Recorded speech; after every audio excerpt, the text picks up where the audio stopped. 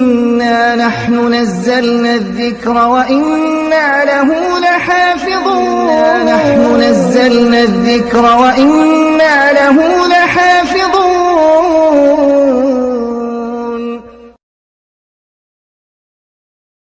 السلام عليكم ورحمة الله وبركاته. بسم الله والحمد لله والصلاة والسلام على رسول الله. أنا جاية النهاردة أقول كلمتين كده دردشة من القلب لكل زوج وكل زوجة. يا جماعة إحنا في أيام صعبة وداخلين على أيام أصعب، ربنا يلطف بينا ويخفف عنا يا رب. مش بتكلم الكلام ده على أهل مصر بس، الضيق والغلاء وارتفاع الأسعار والشدة اللي الناس فيها كاس وداير على كل البلاد، ولكن سبحان الله في بعض البلاد بتبقى ظاهرة أكتر بسبب مستوى الدخل، بسبب الحالة الاقتصادية للبلد. ولكن الثابت في كل البلاد إن الفترة الجاية صعبة، وربنا يلطف بينا ويخففها علينا إن شاء الله. فده بيستلزم منا إن احنا نطول بالنا على بعض ونصبر على بعض. الكلام لكل أخت: طولي بالك على جوزك، ارضي بالقليل، مشي حالك بالموجود على قد ما تقدري. والصبر عبادة عليها أجر كبير إن شاء الله. الصبر عند الشدائد هو صبر الأتقياء. ربنا يرزقنا التقوى ويجعلك يا أختي من الأتقياء. فمن لم يصبر على البلاء لم يرضى بالقضاء. قال تعالى: وإن تصبروا وتتقوا فإن ذلك من عزم الأمور. أوصيكم وأوصي نفسي، بالذات الزوجات، بلاش تحسسي جوزك بضعفه، بلاش تحسسي انه مش قادر، لان ده حالة غصب عنه. طولي بالك عليه، ما تبقيش عونا للشيطان عليه. طولي بالك عليه واصبري واحتسبي وسمعي كلمة طيبة تهدي أعصابه وتطيب خاطره. وانت يا أخي لما تيجي زوجتك تطلب منك فلوس، لو مش قادر تديها قول لها كلمة حلوة، طبطب عليها، صبرها. في الفترة اللي فاتت دي اتعرضت عليا أكتر من مشكلة بسبب ضيق الحال وبسبب المصاريف وبسبب غلاء الأسعار. الناس بتتخانق وواقفين على الطلاق. مش عايزين نعمل في نفسنا كده ولا نعمل في بعضنا كده. اللي بيحصل ده يا جماعة أمر رباني، ما بيحصلش غصب عن ربنا سبحانه وتعالى. ده ربنا له في كل شيء حكمة. ربنا بيقول في كتابه الكريم: أحسب الناس أن يتركوا أن يقولوا آمنا وهم لا يفتنون. لازم نختبر، وما بيبانش معدن الست غير في الشدة، وما بيبانش المحبة والمودة اللي بين الراجل والست غير لما الدنيا تضيق شوية ويجي ظرف يبين اللي جواه. ربنا سبحانه وتعالى قال في كتابه الكريم: ولنبلونكم بشيء من الخوف والجوع ونقص من الأموال والأنفس والثمرات وبشر الصابرين. ربنا يجعلني وإياكم منهم يا رب، الذين إذا أصابتهم مصيبة قالوا إنا لله وإنا إليه راجعون. طب الجزاء إيه يا رب؟ أولئك عليهم صلوات من ربهم ورحمة وأولئك هم المهتدون. اصبروا يا جماعة، اصبروا وطولوا بالكم على بعض واحتسبوا الأجر عند الله. أيا كان مين السبب في الضيق، الحكومة، الحالة الاقتصادية، حال البلد، زوجك نفسه، أيا كانت الظروف، في الأول وفي الآخر ده أمر الله وقضاء الله، والصابرين على خير. وربنا قال في كتابه الكريم: يا أيها الذين آمنوا استعينوا بالصبر والصلاة إن الله مع الصابرين. اصبروا يا جماعة، اصبروا على الضيق، اصبروا على الحالة المادية، اصبروا على بعض، طولوا بالكم على بعض. لا تكن عونا للشيطان على أخيك. إن شاء الله فرجه قريب وهتعدي.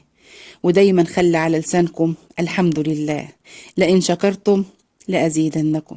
ودايما خلي على لسانكم إنا لله وإنا إليه راجعون، لأن ربنا قال إيه لما هيجي البلاء والمصيبة ونصبر؟ صفات المؤمنين: الذين إذا أصابتهم مصيبة قالوا إنا لله وإنا إليه راجعون. كمان حديث النبي صلى الله عليه وسلم لما ستنا أم سلمة مات زوجها وراح النبي يعزيها، فكانت منهارة، زوجها راجل صالح وطيب وأكرمها.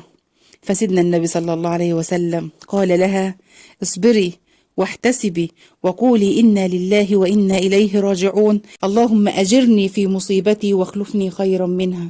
فقالت: وهل هناك خير من أبو سلمة يا رسول الله؟ فقال صلى الله عليه وسلم: قولي إنا لله وإنا إليه راجعون، اللهم أجرني في مصيبتي واخلفني خيرا منها. فكان الأجر والجزاء مين؟ ربنا عوضها بالحبيب المصطفى صلى الله عليه وسلم، مش خير من أبو سلمة، ده خير من البشر أجمعين. فقال لها صلى الله عليه وسلم: ما من عبد تصيبه مصيبة فيقول إنا لله وإنا إليه راجعون، اللهم أجرني في مصيبتي واخلفني خيرا منها، إلا آجره الله وأخلف له خيرا منها. فخلوها على لسانكم يا جماعة، كل ما تحس بضيق، كل ما تحس بشدة، كل ما تحس إن الدنيا ضاقت، قولي إنا لله وإنا إليه راجعون. وخلي بالكم يا جماعة، اللي احنا فيه ده كله أجره عظيم عند ربنا. سيدنا رسول الله صلى الله عليه وسلم قال: ما أصاب المؤمن من نصب ولا وصب ولا هم ولا غم ولا حزن ولا أذى حتى الشوكة يشاكها إلا كتب له بها حسنة. فده كله في ميزان حسناتكم إن شاء الله، الميزان هيبقى ثقيل.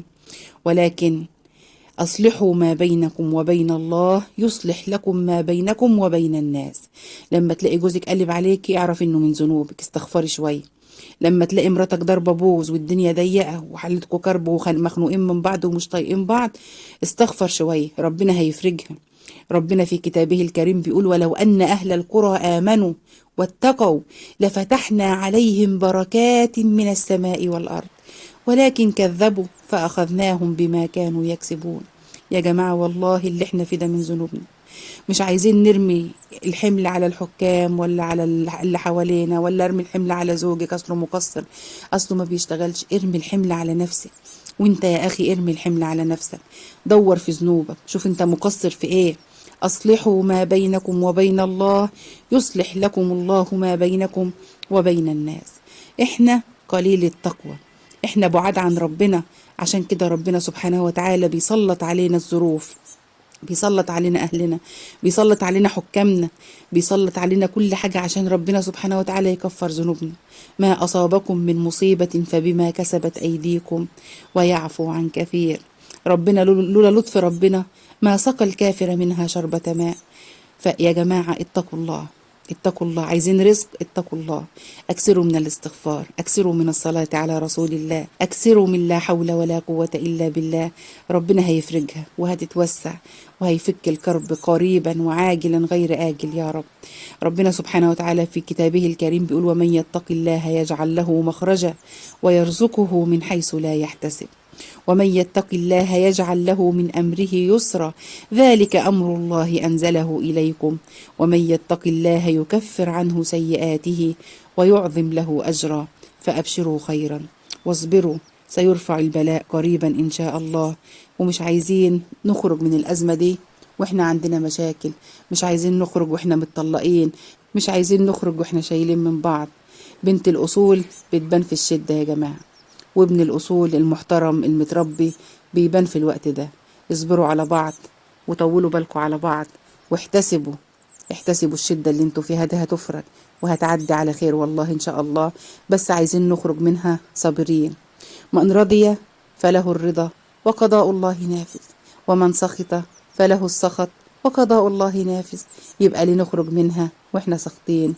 ارضوا بقضاء الله، اصبروا على بعض، طولوا بالكم على بعض، جملوا الحياة. الحياة صعبة، الحياة صعبة، مش عايزين نزودها صعوبة بشدتنا على بعض وبخصامنا مع بعض وبالنكد والعكننة. حلوا الدنيا تحلى، هونوا على نفسكم تهون. طولوا بالكم على بعض واصبروا واحتسبوا وقولوا لبعض كلمة حلوة. وانت يا أخي مش قادر تملى جيبها فلوس، املى ودانها كلام حلو، خلي الدنيا تهون. احنا أصلا ضيوف فيها وهتخلص على طول إن شاء الله. فخلينا نخرج منها صابرين ومحتسبين، خلينا نخرج منها بذكرى حلوة وبكلمة طيبة وبسيرة حلوة. ربنا يخرجنا منها على خير ويعافينا ويعفو عنا ويرفع عنا البلاء والغلاء. اللهم يا رب العالمين لا تؤاخذنا بذنوبنا ولا تؤاخذنا بما فعل السفهاء منا. اللهم ارفع مقتك وغضبك عنا. اللهم ارفع مقتك وغضبك عنا. اللهم ارفع عنا الغلاء والبلاء والوباء يا رب العالمين. اللهم إنا نسألك من كل خير سألك منه حبيبك ونبيك محمد، ونستعيذ بك من كل شر استعاذ بك منه حبيبك ونبيك محمد. اللهم فرج هم المهمومين وكرب المكروبين، واقض الدين عن كل مدين، واشف مرضانا ومرضى المسلمين. وآخر دعوانا أن الحمد لله رب العالمين. أشهد الله أني أحبكم في الله، والسلام عليكم ورحمة الله وبركاته.